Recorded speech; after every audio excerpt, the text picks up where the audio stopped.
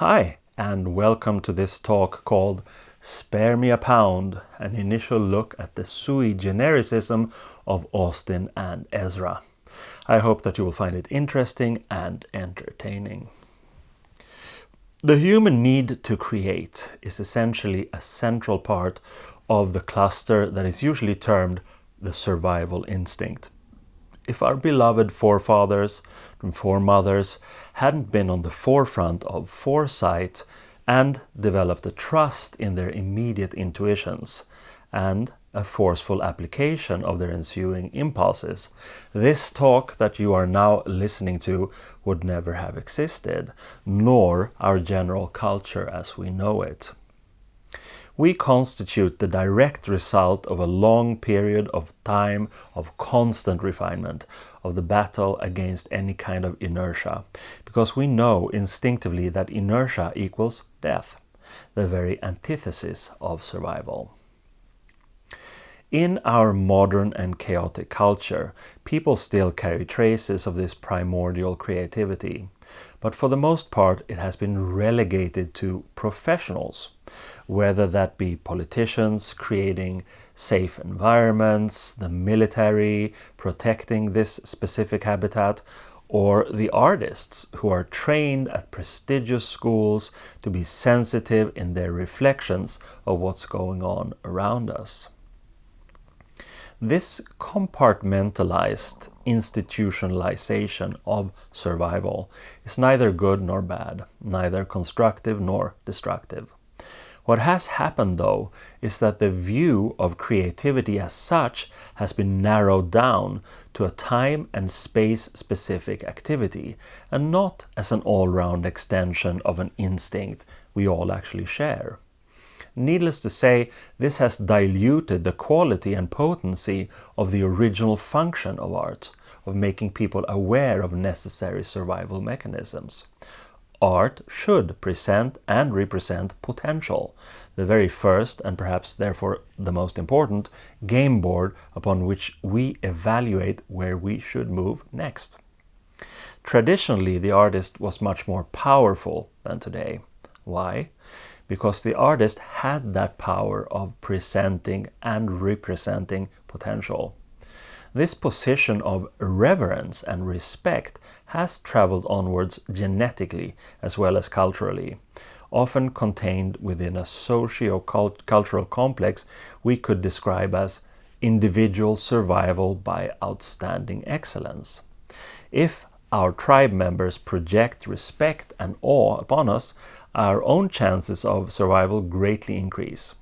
And this exclusive position could of course backfire too, if the presentations and representations of the artist turn out to be erroneous or threatening to the well-being of the tribe itself. Talented and creative children should be encouraged to develop their skills and creativity. But even if that's not the case, their need to create and express doesn't go away. It just becomes stronger than any external discouragement. In some milder cases, this manifests as honing a skill within the boundaries of a hobby. That is, a time and space relegated ventilation mechanism.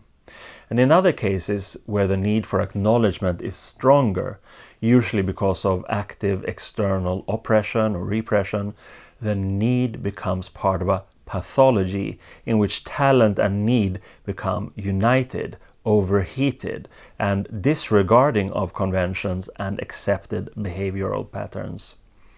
Examples of this would be the troubled genius or the starving artist, whose forceful and sometimes paradoxically self-destructive drive to not only create but also to display the creations in question constitute a shard or a remnant of another facet of the atavistic artist archetype, that of a shaman who goes beyond the senses to bring back information and inspiration from other strata of consciousness, even at the risk of being ridiculed.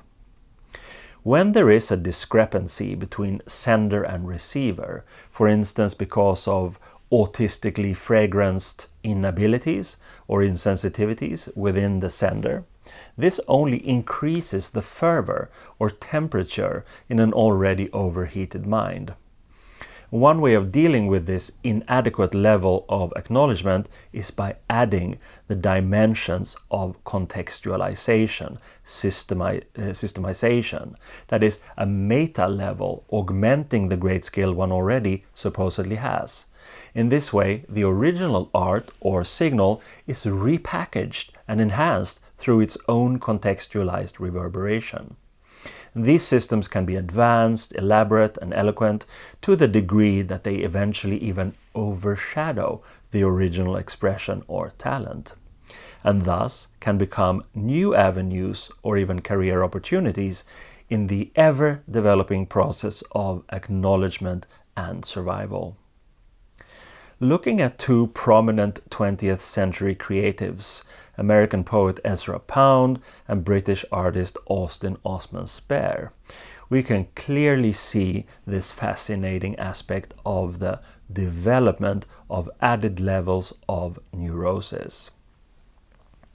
Both gentlemen were prodigious and developed not only skill and expertise, but also a transcendence both in process and expression, meaning they both engaged so fiercely in their creative process that the rational mind with its many inhibiting forces was set aside, sidetracked or short-circuited, so that irrational and subconscious signals could pass through and into the creative process.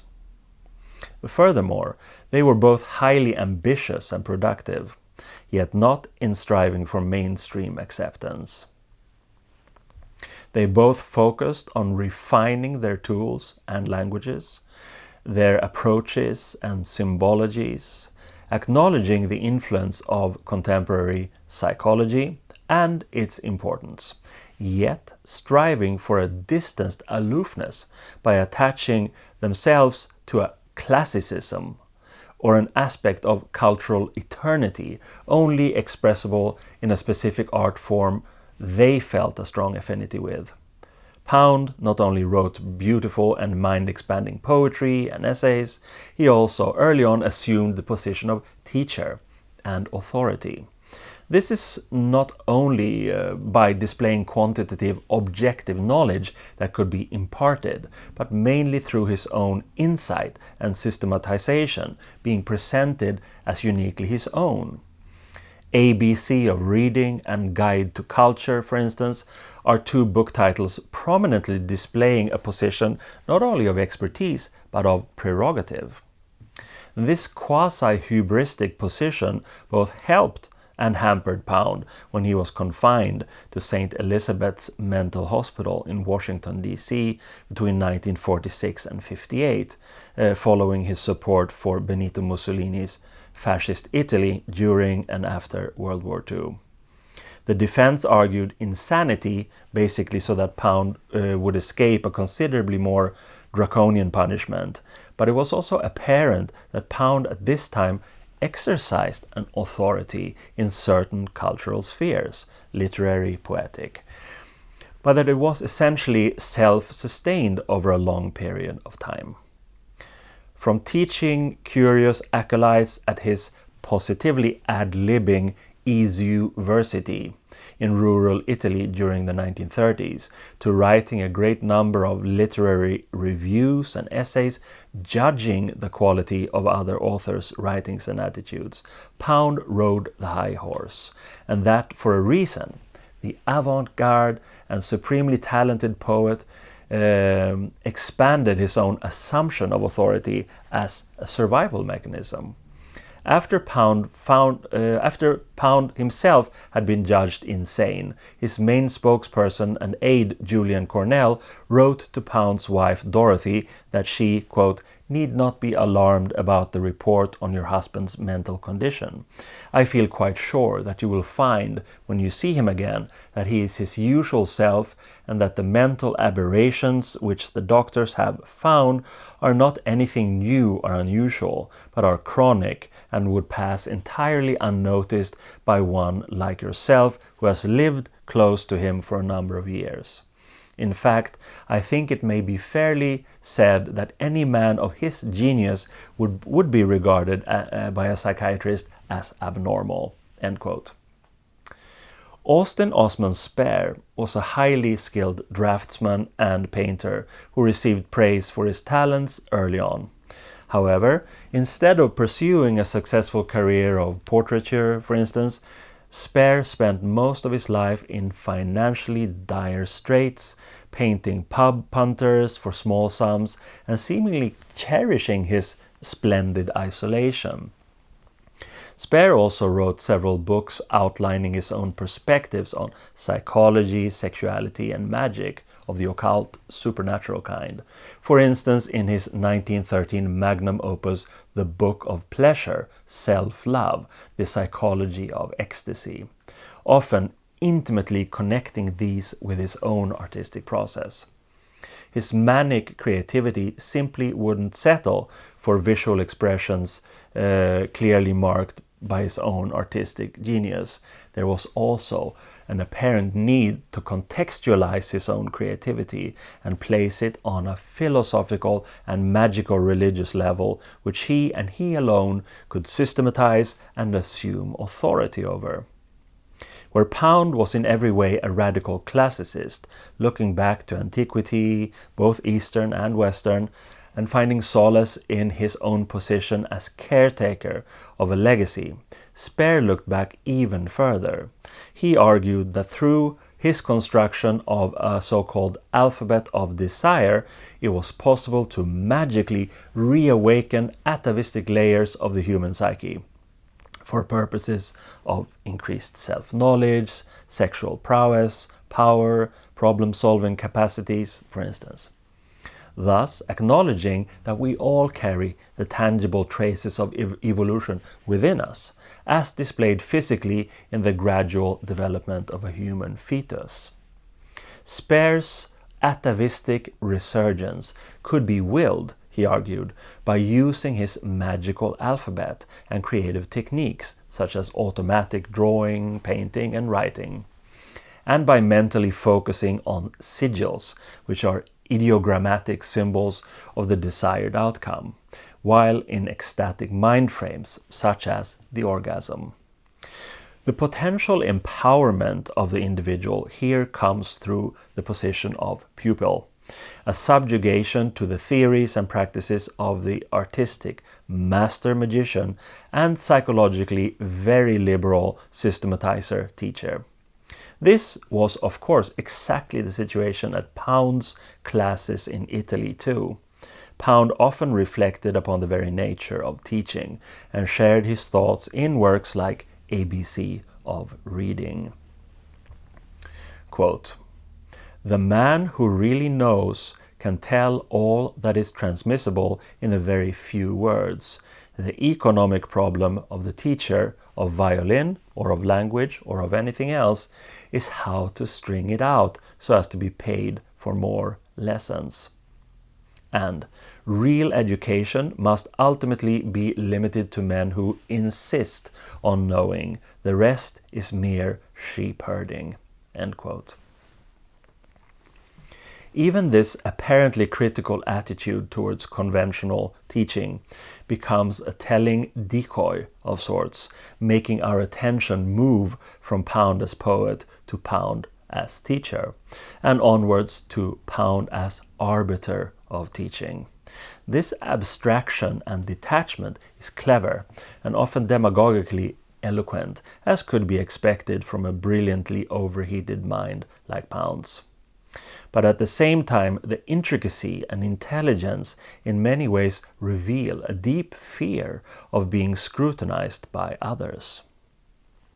Quote, "As the press, daily, weekly, and monthly, is utterly corrupted, either from economic or personal causes, it is manifestly up to the teaching profession to act for themselves without waiting for the journalists and magazine blokes to assist them.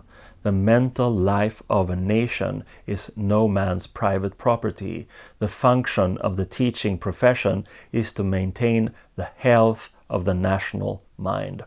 As there are great specialists and medical discoverers, so there are leading writers. But once a discovery is made, the local practitioner is just as inexcusable as the discoverer himself if he fails to make use of the known remedies and known prophylactics." End quote. The same argument can be made for or about Spare. The detachment in his case is not only simply writing about the tools of his apparent trade in passages about automatic drawing and writing. It goes even further when the magical thinking becomes systematized, and he thereby can offer a perspective on not only changing himself but also others. It's another level of attractive distancing, a glamour spell of sorts.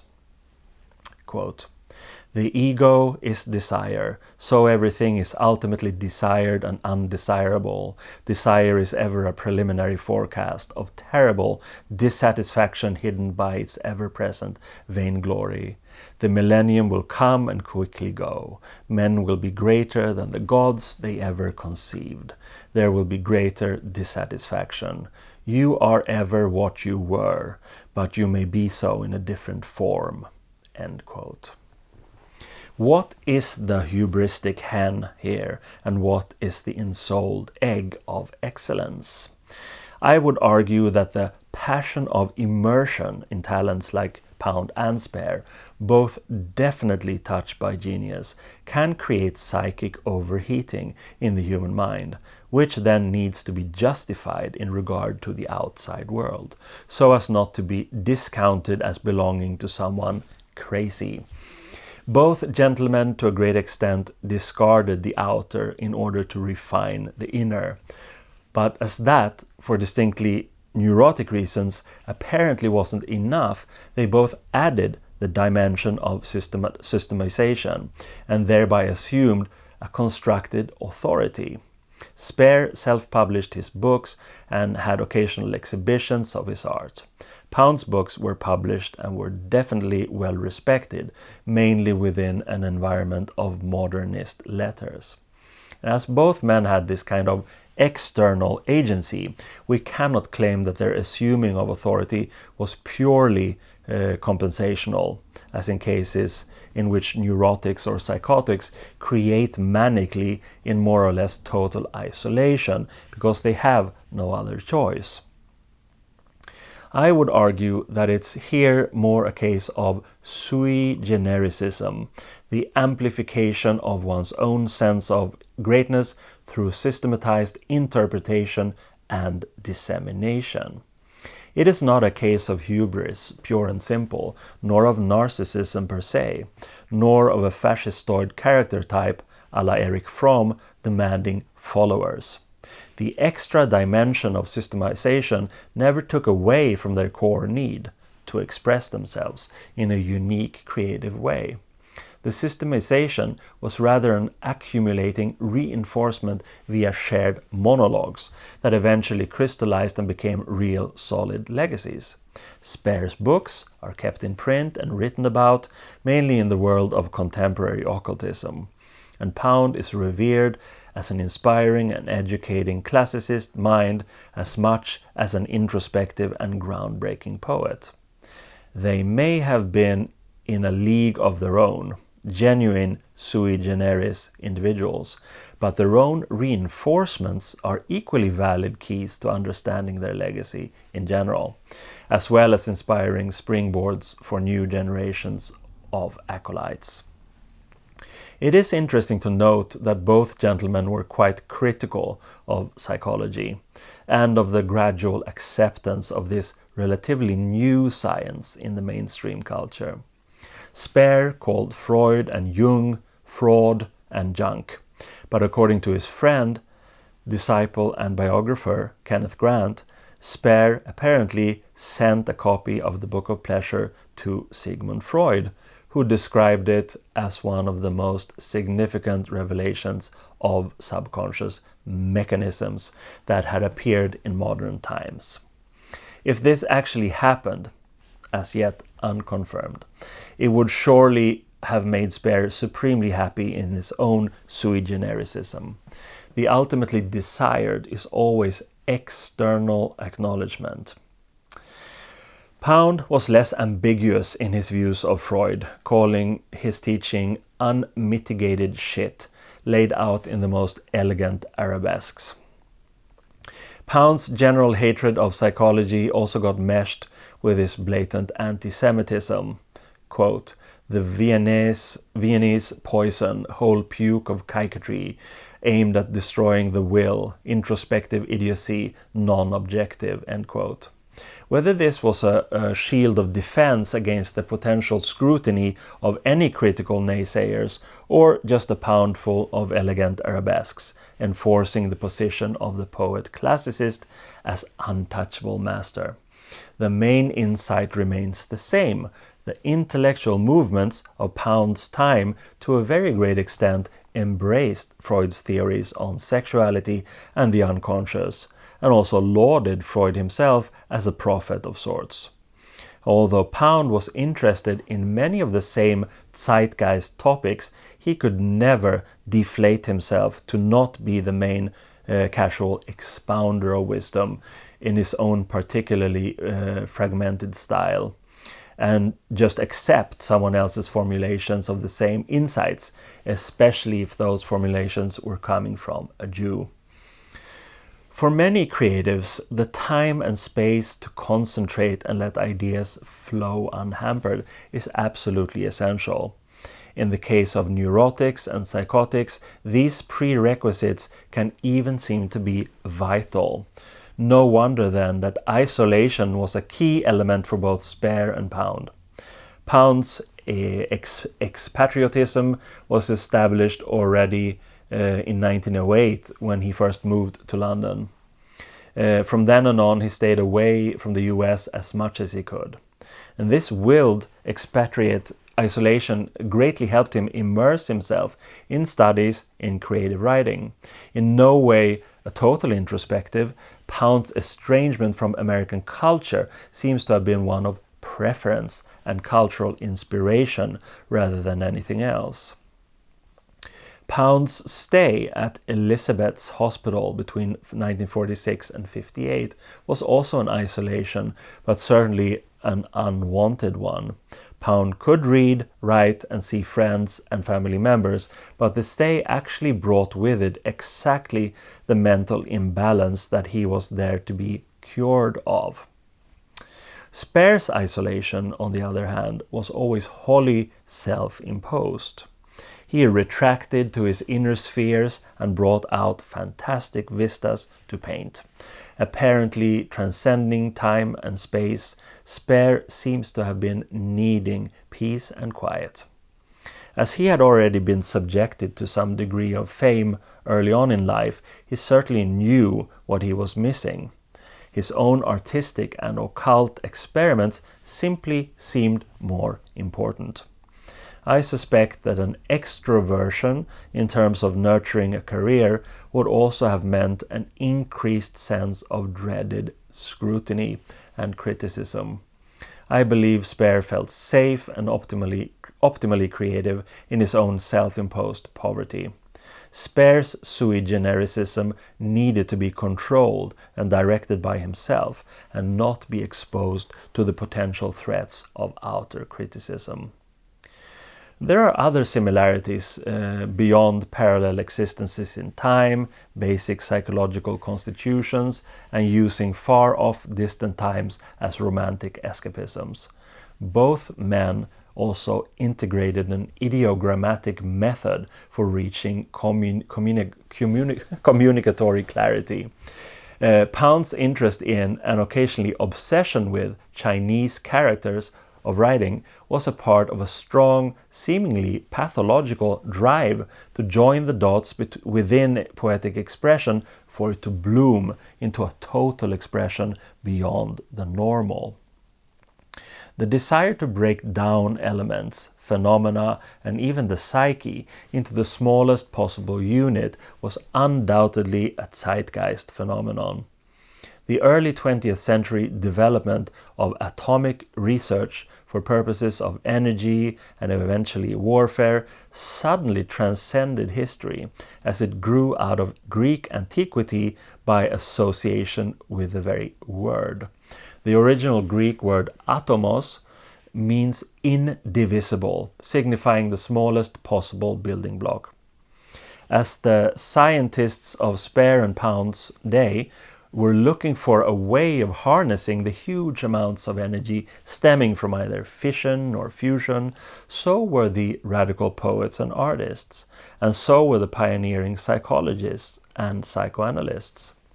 Breaking down something inherently meant laying it bare, and as such it could be evaluated and then reassembled in desired ways. For Spare, the literal stripping of conventional meaning from a word by not only decimation of superfluous characters, but then also by reshaping the remaining ones into an ideogram, meant to be immediately forgotten, post-ecstatic experience, became a central part of his teaching and system. And weaving these new and sentient symbols into his mind via automatic images and writings became an even greater artwork in itself, a psychic Gesamtkunstwerk that he was the creator of. For Pound, the main power of language, and of poetry specifically, was the evocative potential of bringing forth images in the mind. His reverence for the Chinese characters, which have developed from pictograms to ideograms over time, became a tool in his own poetic creation, as did the entire, specifically Confucian philosophy. Making no distinction between times, spaces, and cultures, Pound pragmatically brought the small evocative units into his own machinery of leverage. For instance, by translating, so-called, and editing the beloved Shi Qing, the classic anthology of Chinese odes defined by Confucius, Pound was basically also writing his own book. No one is going to be content with a transliteration of Chinese names when not making a desperate effort at mnemonics or differentiating in vain hope of distinguishing one race from another. I mainly use the French form. Our European knowledge of China has come via Latin and French, and at any rate the French novels as printed have some sort of uniform connotation." End quote. Pound's frequent integration of the actual Chinese characters throughout his masterpiece Cantos, along with Greek and Egyptian hieroglyphs, is not solely an attempt at being clever, but a way of creating an intellectual assault that leads to an emotional psychic release in the immersion of the images evoked. What has made Pound one of the most respected poets of the 20th century is exactly this audacity, taking whatever sources that inspire you and using an uninhibited artistic and poetic license to refine and define them. For Pound, the admiration for, and perhaps identification with, the Chinese philosopher Confucius is essential to understanding his psychic constitution. Pound looked beyond time and space, assumed authority, again by formulating Confucius, and thereby brought someone else's thoughts and language under his own umbrella of definition. This is evident in the strictly philosophical perspective as well. Pound demagogically challenged the status quo of Western academia by placing himself in this role as interpreter. We can see a similar occurrence in Pound's critique of contemporary financial systems. His was a genuine interest in alternative currencies and financial methods like taxation only of financial sectors, but not of sectors of manufacture. But the potentially constructive demagogia was hampered, to say the least, by Pound's vocal adherence to an anti-Semitic prejudice that permeated a lot of his thinking. According to Pound's son-in-law, the Italian anthropologist Boris de Rakowitz, he was, quote, constantly at work breaking down outworn symbols into their original components, once more restoring them to some of their earlier power by making them new. This is, after all, quite an appropriate function for a poet in his role as perpetuator of traditions temporarily lost from sight. End quote. For Spare, the development of his alphabet of desire had proto or meta-creative potential. He presented his method in his Book of Pleasure and other texts, outlining his core idea that it's not so much his aesthetic approach that is the key, but a wholly individual one. Basically, anyone could use the method, regardless of artistic skills. By stripping down superfluous letters in a word or a sentence expressing the desired, for instance, one then takes remaining unique letters and recomposes them into a graphic glyph that is no longer discernible as rational writing. This glyph is then, according to Spare's schematic magical view, dropped into the subconscious during an ecstatic mind frame, and from which it blooms as a desired manifestation of events. A traditional rational smallest common communion denominator is reshaped by will into an ideogrammatic unit to be integrated in a magical worldview, disseminated by the master magician, of course. Reconstructing proto-letters via unique expertise is an important part of their respective defense mechanisms. Both wanted to strip down the norm and chisel out an innermost meaning that could then be put to new poetic or magical use in their own systems. Both wanted to expound a new meaning and then spare, pardon the puns, the mind the inert machinations of the normal or rational, and both used their creative geniuses as the main constructive agents or tools. The times couldn't have been more perfect for artistic experiments like this, and I believe that the zeitgeist itself was more instrumental for them both than they cared to admit. In many ways, Spare was the quintessential surrealist in both form and content, ever experimenting with both, as well as acknowledging psychology and the subconscious as a very real and useful sphere.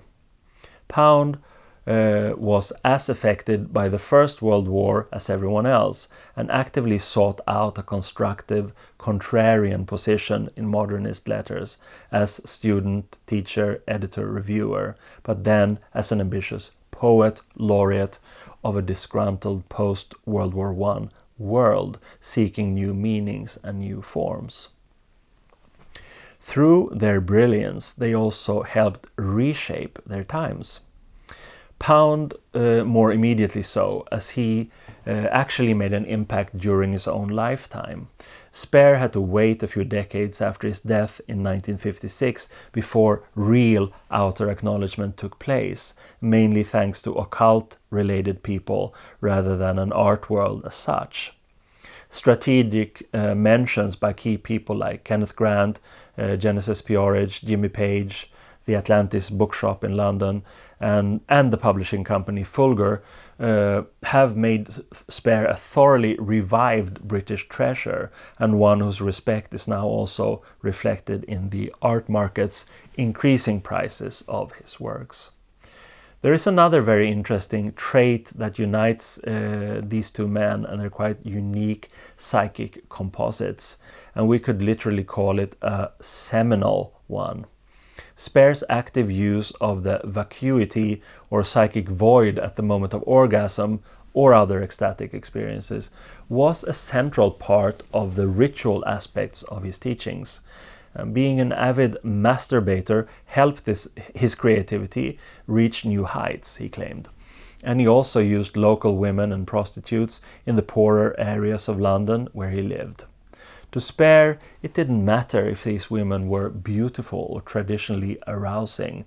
For him, these sexual partners were merely vehicles and vessels for him to charge his magical sigils during orgasms, and to induce post-orgasmic trances, during which he saw subconscious vistas and landscapes that he then recreated in stunningly eerie and beautiful images. I quote, "The conception is the absence of its indisputable reality or reality within. When the conception is memorial to forgetfulness, it may be the chance of its reality for you. When the prayer you are always praying has transmitted to its blasphemy, you are attractive enough to be heard. Your desire is gratified. What a somersault of humility." And ideas of self in conflict cannot be slain. By resistance they are a reality. No death or cunning has overcome them, but is their reinforcement of energy. The dead are born again and again lie in the womb of conscience. By allowing maturity is to predicate decay, when by non-resistance is retrogression to early simplicity and the passage to the original and unity without the idea. From that idea is the formula of non-resistance, non-germinating, does not matter, please yourself, end quote. Pound's perspective was equally out of the ordinary, highly inspired by the French author Rémy de Gourmont, whose writings Pound also translated, probably more correctly than those of Confucius. Pound claimed that the orgasm and the semen specifically sets free aspects of genius that otherwise remain passive. Quote, "It is more than likely that the brain itself is, in origin and development, only a sort of great clot of genital fluid held in suspense or reserve. And the spermatozoid is, I take it, regarded as a sort of quintessence, or at least in rapport with all parts of the body. The single spermatozoid demands simply that the ovule shall construct a human being. The suspended spermatozoid, if my wild shot rings the target bell, is ready to dispense with, in the literal sense, incarnation, enfleshment. Shall we postulate the mass of spermatozoids, first accumulated in suspense, then specialized?" End quote.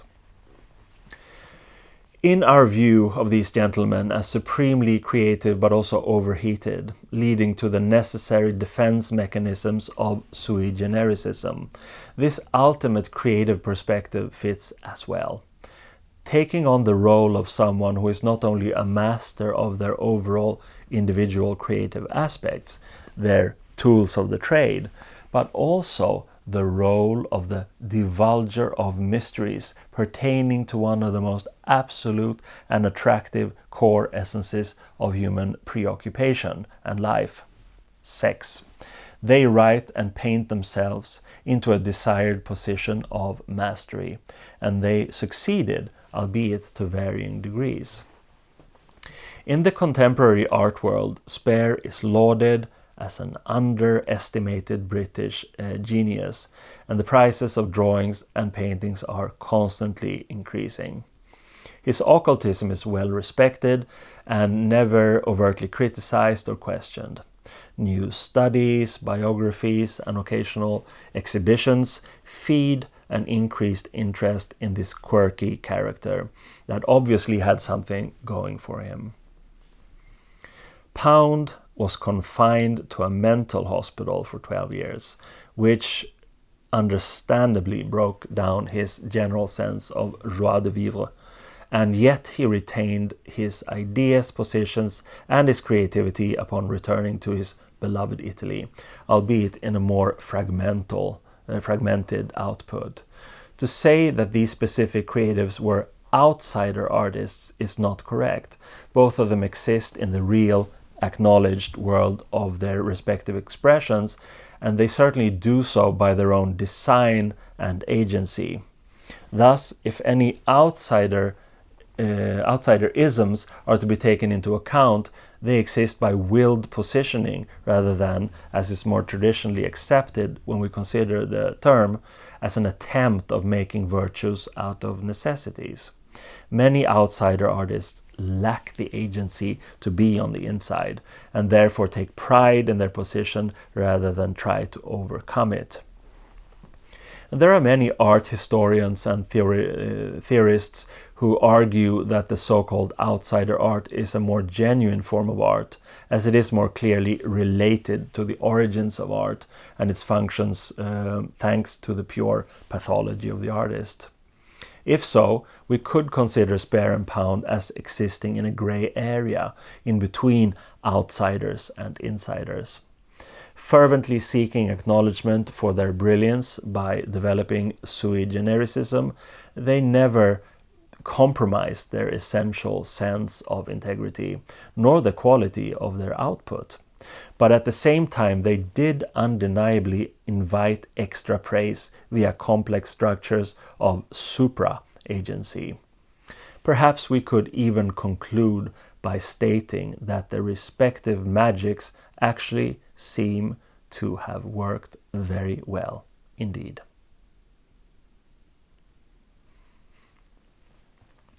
Thank you for being here, for listening to my talk on Ezra Pound and Austin Osman Spare. If you would like to read this text, it has been published in my book called Source Magic: The Origin of Art, Science and Culture. I hope that you will enjoy that book. I'm sure you will. Please also check out my other video lectures here at Vimeo. If you want to support my work, please consider joining the Patreon I have together with my wife, artist and psychoanalyst Vanessa Sinclair. In the information text for this recording, you can also find many links of relevance that will take you to other expressions of my work. Again, thank you for being here, and I hope to see you soon again. Bye.